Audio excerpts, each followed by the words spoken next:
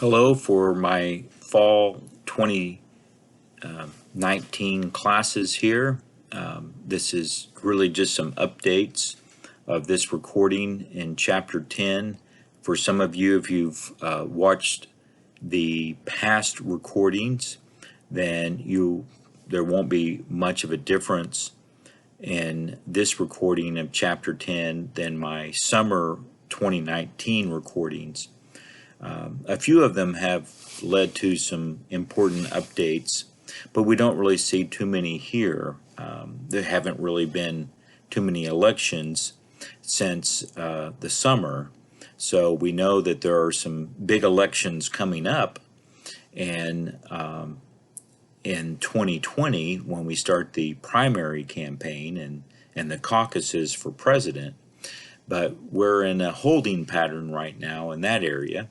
But wanted to go ahead and have an updated recording of the last of our chapters for our second midterm exam, which will cover chapters 6 through 10.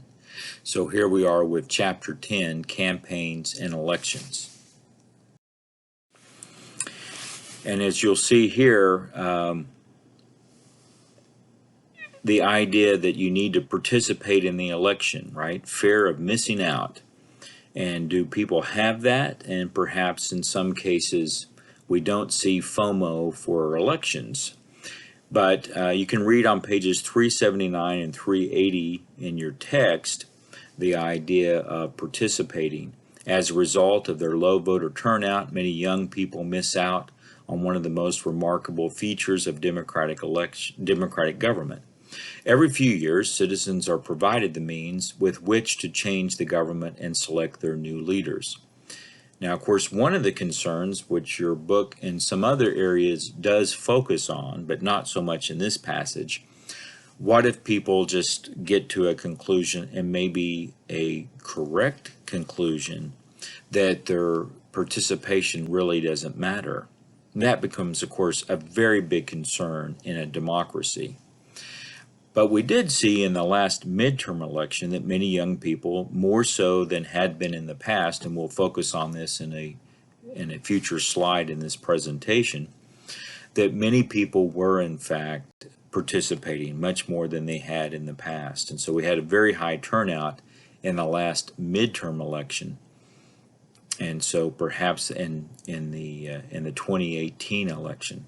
And so perhaps that will suggest that there's many people turning out in the presidential election of 2020. I want to focus on some issues that are not really highlighted too much in your text here, looking at realignment and de-alignment. And so first, a realignment, majority party becomes the minority party, and minority party becomes the majority. Depending on which election scholar you review, that there's either been 5 of these realignments in our history, or there have only been 2. But it's one of the areas that you can certainly study in our system of party participation or party activity, when we really have a 2-party system, and thus you have one party that at one time would be the majority and the other party the minority. Now, there may certainly be situations in which it's not easy to identify those two, but you do have a 2-party system, and so it can break down that way. But that's the realignment, and we'll look at those elections that have been viewed as realigning elections in just a little bit. We also have a de-alignment, and that's a movement away from the 2-party system. So when you start to have independents or a third party that becomes very prominent in our system, then that's when you can get the idea that there's a movement away from the 2-party system. So if you had, for example, in 1992, you had Ross Perot, who was able to get close to 20% of the vote, and that meant that there were many voters, 1 out of every 5 voters, that was not supportive of one of the 2 major parties. Then that indicates a de-alignment. You also had in 1968 George Wallace. You see a picture of him on your right. that got really close to 25% of the vote. So in that situation, 1 out of every 4 voters would have been moving away from the two-party system. And those are indications of a de-alignment, just as the name suggests, or what we see there with the definition, a movement away from the two-party system. And so you're looking at perhaps a case in which a major issue is not being satisfactorily addressed by one or either of the two parties, or both of the two parties. And so that's what would bring in then a third party choice. Might we see something like that in 2020? Most indications suggest no, but could there be one of the possibilities has been a centrist party, and Howard Schultz, the CEO of Starbucks Coffee, has indicated that he may run, believing that the Republican Party is too far to the right. In some ways, think about chapter 6 in our text, looking at ideology.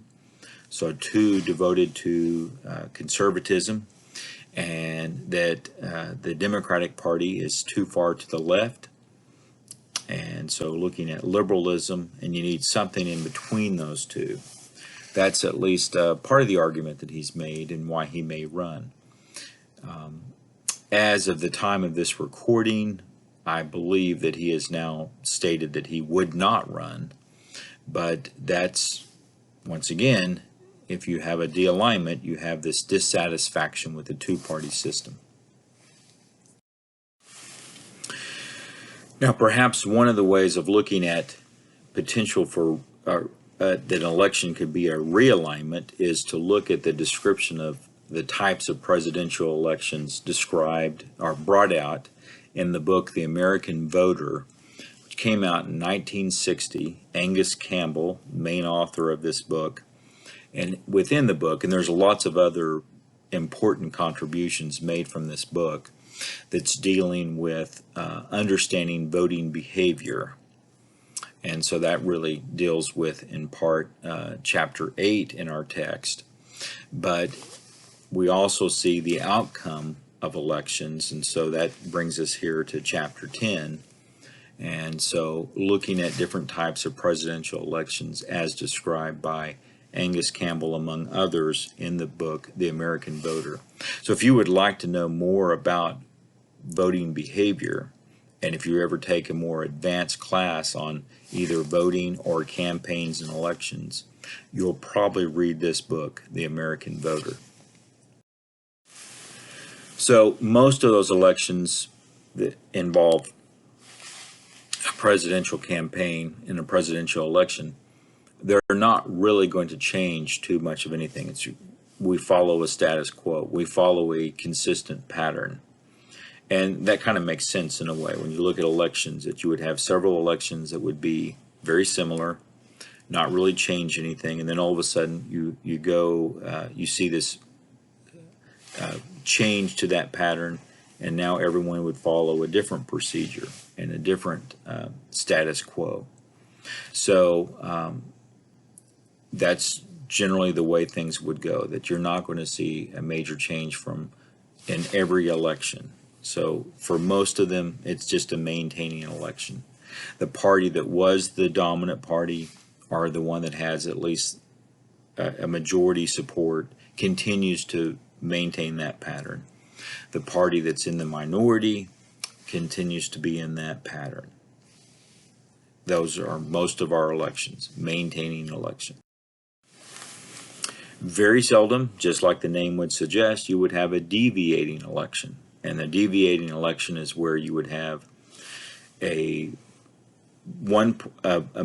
majority party that would still maintain itself as the majority party. However, the minority party would win the presidency. And that would happen in extraordinary circumstances where you would have a candidate of this minority party that was just very popular. But the party structure would not change. So, for example, in the 1950s is really about the only example that you can clearly identify following this description, and that is where you would have Dwight Eisenhower running as a Republican and winning the presidency, even though the Republican Party does not become the majority party.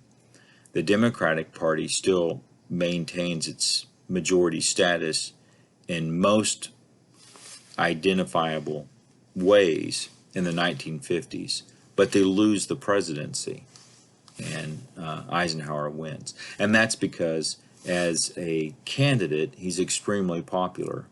He doesn't necessarily make a change for his party, but he's able to win. So a deviating election, a candidate of the minority party wins the presidency. And then you have realigning elections. And so these make changes in our party structure. They make changes in our government by having then the party that was in the minority now the majority, and the party that was in the majority is now in the minority. And so again, here we can look at some elections that fit that pattern. These are elections then that perhaps you have a history class that doesn't go into a lot of detail about elections, because they may say not every election has that much of an impact on our history. And I think you can make a pretty strong argument that that's the truth. But you're also going to look at some elections that clearly have changed our history. And they've changed the structure of the party in charge, and they've also changed certainly the leadership of government. So in this case, in 1800, the Democratic Republican Party now becomes the majority party, with Jefferson winning, John Adams and the Federalists losing. The Federalists really start to weaken as a political party, and it would be a few years later on in which another party emerges as the competitor to what would go on to become the Democratic Party. So Jefferson is able to win in a contentious election in 1800. John Adams was our first incumbent president to lose, and then he steps down. We expect today that when someone loses an election, they will in fact step down. But really did not know what the behavior should be until you had John Adams stepping down after losing in 1800. So that was a very important gesture and activity on his part by recognizing once you lose, you step down. So this is the first of the realigning elections that most scholars of the whole realignment process would point to. 1800, Democratic Republican Party becoming the majority party, Federalist Party becoming the minority party. 1828, Andrew Jackson now forming, if you go back to chapter 9 on political parties, Jackson forming this party system. You can also see the connection to the different systems with the realigning elections. And so Jackson, a Westerner from Tennessee, that would have been the West at that time, winning this election and establishing the Democrats as the majority party in the late 1820s, 1830s. Adams, also both of these are offshoots of Thomas Jefferson's party, but wanting to have a separation there with Jackson, and Jackson now emerging as the dominant political figure in his party as the majority party in the realigned election of 1828.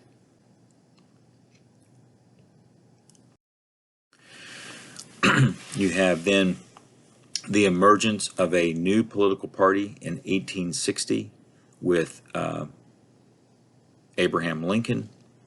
And notice here that you have what had been the dominant party dividing up, the Democrats by this time really starting to have a difficult time maintaining a national message. And so you have two candidates running as Democrats, Stephen Douglas in the north, John Breckinridge in the south. And as we can imagine, the issue here really focuses on slavery and what can happen in new territories. So the Republicans opposing slavery in new territories. Stephen Douglas allowing people to come up with their own viewpoint on slavery in a new territory. So each territory can decide for itself. Breckinridge, by and large, supporting slavery in the new territories. And so that's a major issue and what does lead to the Civil War.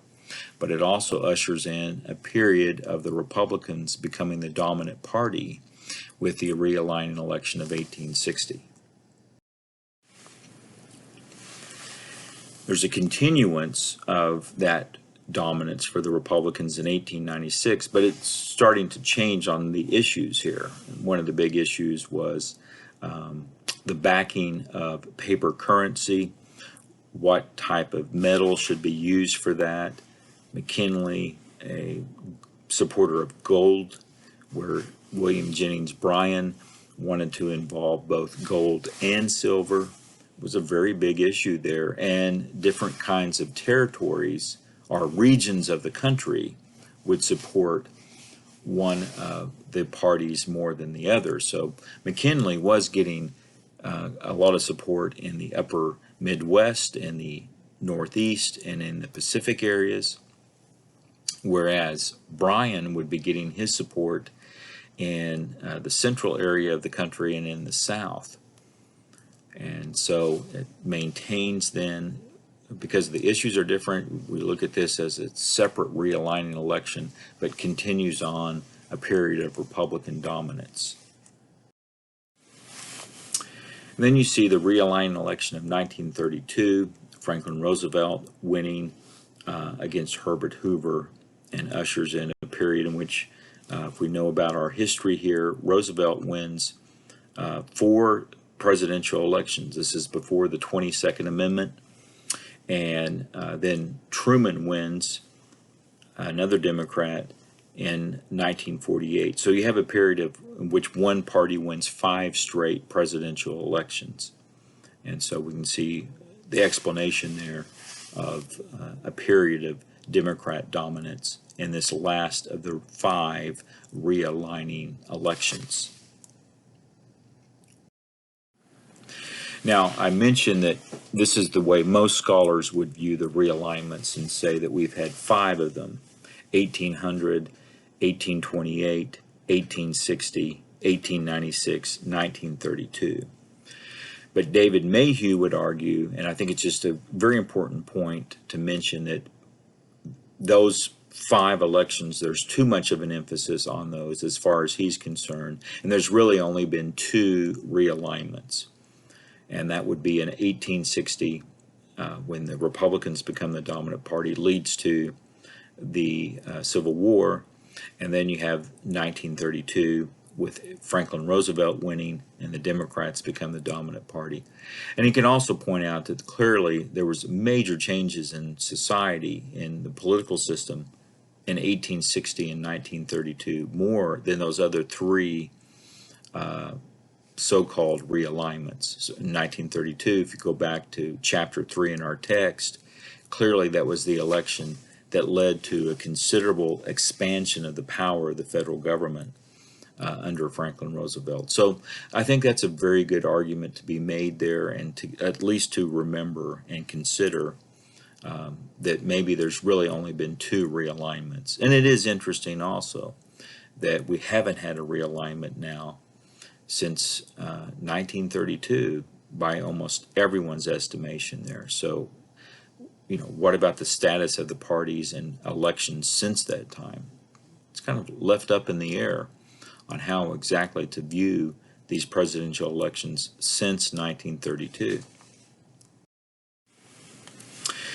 So just to mention, though, some of the recent presidential elections and midterm elections, and to consider then voting behavior and structure of elections to get us an idea of why some candidates win over others, and just to consider our system of government and how some candidates can use that to their advantage over others.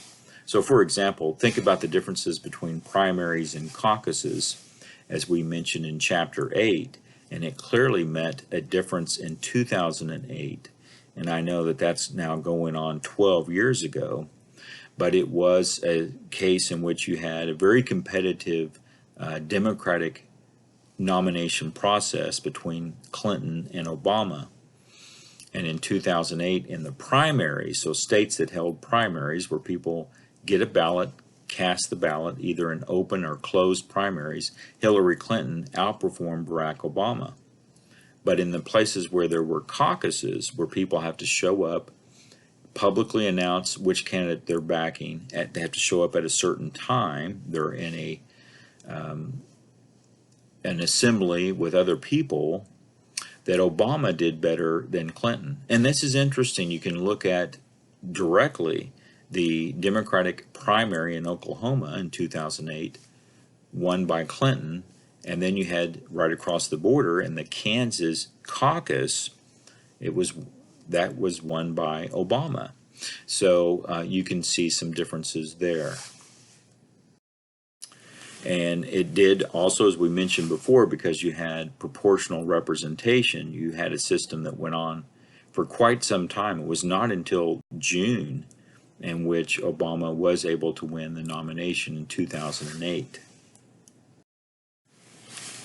And notice here, when you have a winner-take-all system in 2008 in the Republicans, John McCain won the nomination by March. So you're looking at least a 2-month separation between the two. And so the structure of their election system clearly does lead to a difference.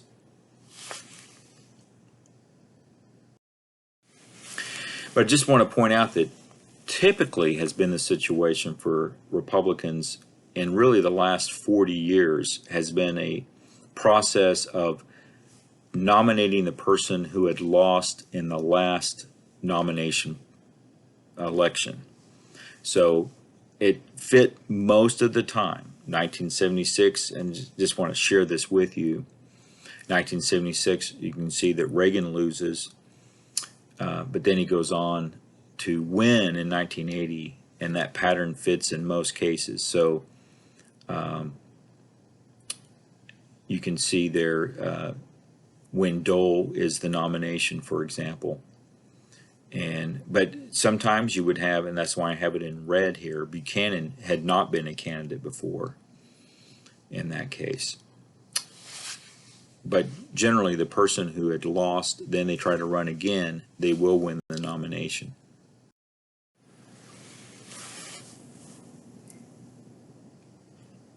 But we can see that also changed in 2016. It changed in phenomenal ways. So it is interesting to note that as a candidate, Donald Trump never held elected office, nor had he ever been a cabinet member or a military commander. So that was a first in our history.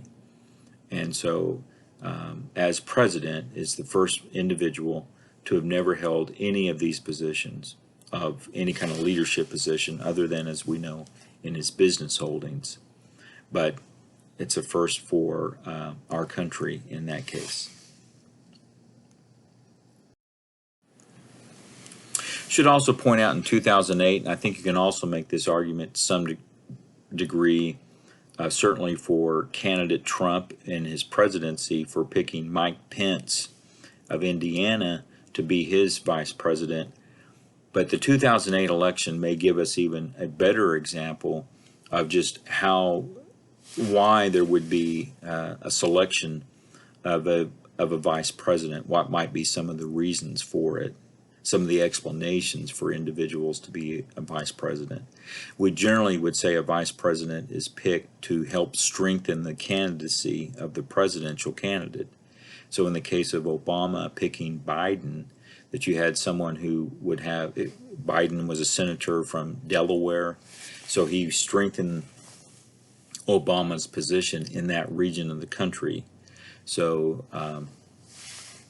the area of the upper Midwest and the area right to the west of the eastern seaboard. So again, Pennsylvania, Ohio, those regions, and Obama was able to win those areas. McCain picking Sarah Palin, who was not well known, a governor of Alaska, but did get more attention to the McCain presidential candidacy. And so perhaps that can be also a strategic reason for that, is that you're now able to gain more attention from the press by selecting someone that no one is regarding as the possible candidate. A couple of strategies involved in picking a vice presidential candidate. It's going to talk about the Electoral College and some of the recent outcomes here as well. 2008, we'll use blue for the Democrats, red for the Republicans, and so notice you have some patterns here. You have some fairly consistent geographic patterns, right? So the Pacific, the upper Midwest, the Northeast for Democrats, the South and the Central area for Republicans in 2008. A couple of states that were generally not known to be that strong for Democrats that Obama was able to carry in 2008, Indiana, North Carolina, a couple of good examples there for this election. 2012, those were states then that Romney was able to pick up, and so Romney was able to get a little bit stronger electoral college support, winning in Indiana and North Carolina. But again, you can see a fairly consistent geographic pattern here. Upper Midwest for Democrats, Pacific, and the Northeast. South, Central for the Republicans. But notice here, in 1896, and so that was the elections I mentioned, one that scholars oftentimes list as a realignment, that and again we'll use these color patterns the same. So Republican is red, Democrat is blue, and notice that the Republican strong areas in 1896 were upper Midwest, Northeast, and the Pacific, where for Democrats the strong points were central areas and the South. And so you've seen a flip of the strong areas for these two parties by and large. And so that's a really interesting change in our political system here. So what had been the strong areas for Republicans are now in the presidential campaigns the strong areas for Democrats, and vice versa. And so we can see, if you want to win the election, you need to kind of dig in to the areas that are the strong points of your opponent or your opponent's political party, and that's clearly what Trump was able to do. So you can list 4 states right off that became the key to winning for Donald Trump: Pennsylvania, Michigan, Wisconsin, Florida. And so that will be really, you know now where the campaign will be held in 2020. Pennsylvania, Michigan, Wisconsin, and Florida. That will be where you'll see a great emphasis for both campaigns in winning that election. And there may be some other states somewhere along the way that will have some impact, what we call the battleground states. North Carolina may be in that category, Ohio perhaps in that category, Colorado, Iowa may be in that category, but it's really going to be those 4 states above anywhere else in the country. But should say Ohio has held a great deal of emphasis in the past. So as you can see here, no Republican candidate has ever lost the state of Ohio and won the presidency. So as long as you've had Republicans running for the presidency, and that's been, well, since actually the 1850s, but in terms of winning the presidency, 1860 with Abraham Lincoln, since that time it's been a key to win Ohio. So there's no doubt that if you have a situation where you're looking at a candidate running for the presidency, a Republican candidate running for the presidency, and they're spending October, the month before the election, campaigning in Ohio, it gives you an indication that things are not going really well for that candidate. So it's been a key state for that party in the presidency since that party's been involved in politics. The state of Ohio. We can also see, though, in midterm elections, and just think about the recent midterm election in 2018, that you just generally do not see the president's party have success. So since the 1860s, the president's party has gained seats in Congress only 4 times for the midterm elections. Midterm elections generally are bad news for the president's party. So President Trump is Republican, so midterm elections for Republicans generally not so great. But it is interesting that it's been fairly recent in our history where 2 of those times you've seen the Republicans, our president's parties do okay. The president's party do okay in the midterm elections. In 1998, excuse me, Bill Clinton Democrats did better than expected. Actually picked up some seats. And George W. Bush and the Republicans in 2002 picked up seats, both midterm elections. You could point out, I should point out that there were some extraordinary circumstances in both those elections. The impeachment process for Clinton, 1998, many people were not real fond of the impeachment process. And then, of course, 9/11 happening in 2001 led to a lot of support for the Republican Party and George W. Bush in the midterm election, just about a year after the attack on 9/11. So some description of recent midterm elections here in 2010. So Obama has just won, Democrats have won in 2008, but the reactions against especially healthcare reform lead to a great deal of activity opposing the Democrats and President Obama, the Obama administration. And so you had something called I think always interesting to mention, the enthusiasm gap. So what is the level of enthusiasm for people of both parties going into an election? And so the Democrat enthusiasm was less than the Republican enthusiasm and the opposition to the Democrats. So there was just a stronger incentive to vote among the Republicans than there were the Democrats. And the election was pretty devastating, as we can see here, for the Democrats in 2010. Lost 63 seats in the House and 7 seats in the Senate. And that's not describing the number of state legislative seats that they lost, which was a huge amount. So we see the other 2 midterm elections in recent history have worked out pretty well for the opposition party. So Republicans in 2014, so Obama has been reelected, but in this case they gained 9 seats in the Senate. That's the most, as you can see there, since 1980, and picked up even more seats in the House. But we see a reverse of that in 2018, 4 years later, with the Democrats now being the party out of power, out of at least not having the White House.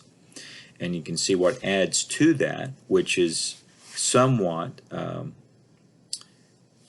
against what was described in the early part of this chapter in terms of the low enthusiasm overall for voters, that we can see a considerable turnout, at least for a midterm election in 2018. 49% of the voters turned out to vote, which was the highest, as you can see there, since 1966. Now, when we see voting, we can consider why people vote the way they do. So this is in some ways looking at Chapter 8 with voting behavior, but it's worth bringing up here that when it comes to an election, that what causes people to vote a certain way may be based on the perspective viewpoints they have of a candidate or their retrospective viewpoints. So perspective would mean what they think the candidate will do, what they hope the candidate will do, and this is generally then based upon a candidate that does not have much of a record or a history, versus retrospective, meaning that they're voting on someone who has a long history and they're now analyzing that history as an explanation as to why they want to vote for a candidate. So which one will have the greatest influence? Will it be someone's perspective, the hope of what they're going to do, or looking at that person's history? And 2008 was a really good example of the contrast in that election. You had John McCain, the Republican candidate that had been involved in politics really since about 1972, and when he's running in 2008. And then you had Obama, the Democratic candidate, who had been a U.S. senator for only 2 years and a state legislator for 4 years. So he had roughly 6 years of political experience. Of course, you can certainly look at that in the 2016 presidential election, right? When you look at Trump versus Clinton, certainly Trump, as we've mentioned before, no political experience, versus Clinton, who had held several different political jobs. So that's looking at the contrast there between perspective and retrospective voting. To influence elections, you can certainly see money has a great deal to do with it, so it's worth noting some of the major landmark cases that have dealt with getting money into a campaign, such as the Citizens United case. And so it's important to keep that in mind. Is this a situation in which it is a situation in which you can look at corporations like individuals, and that their free speech cannot be limited, and that certainly does mean that corporations with a great deal of funding and ability to influence an election, there's a limit to what can be done to control the corporation's influence in a campaign based on the interpretation of the court in this case, what's referred to as the Citizens United case. So again, we can bring up the issue of proportional representation. We've talked about this in a couple of other cases, but just again to bring out that if you as a individual and involved in our campaigns or interested in our campaigns, if you'd like to see more political parties involved in the campaign, this is generally the way to bring that about. Proportional representation, it would have more people involved in campaigns, and so you'll have more political parties involved because you don't have to win outright, you just have to get a proportion of the vote, and so that generally helps smaller political parties have success, and so that's an incentive to support proportional representation. So again, just remember, also in the primary system, you have differences there between the open and closed primaries we've talked about before in Chapter 9, and the caucuses. And we mentioned some of the differences there in the success of one candidate over another based on how an election would be held in a state. Would it be a primary or a caucus?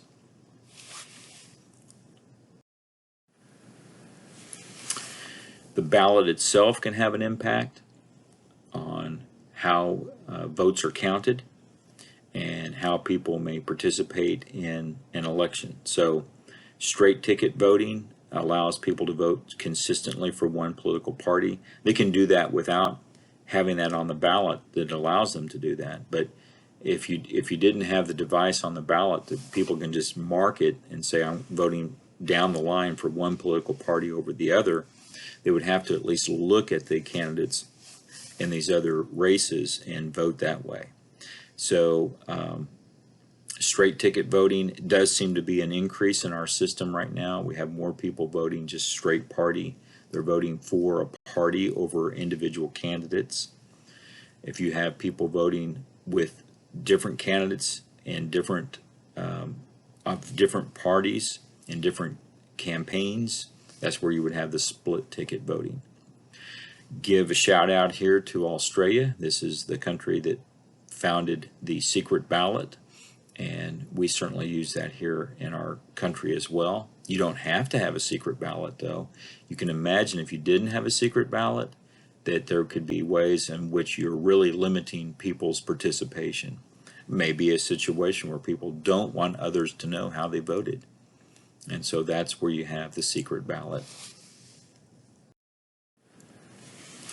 You can also have situations of direct democracy, so certainly read about that on these pages here. Getting more people an opportunity to vote directly on an issue, giving people the opportunity to remove an elected official, and those are all examples of direct democracy. And here we can see a unique way to elect a chief executive. It's not really something that's used in any other country. We have the Electoral College. And so on pages 389 to 392, you'll have a description there of the Electoral College. And here's some of the key features to remember of the Electoral College. So right now, 270 becomes the key part of that election. So you can think about that's what you need to win the presidency, and where the electors come from, how the electors have some independence when it comes to casting their ballot. But I think one of the things that we consistently see, and a question raised about it, is that the Electoral College is the key vote in determining the president, and it can in fact be in opposition to the popular vote. So you can win the popular vote and not win the Electoral College, as we know in two of our recent elections, in the year 2000 and the year 2016. All right, we'll stop there. Our next recorded lecture will be over Chapter 11 and interest groups, and of course that will be in preparation for our last midterm exam.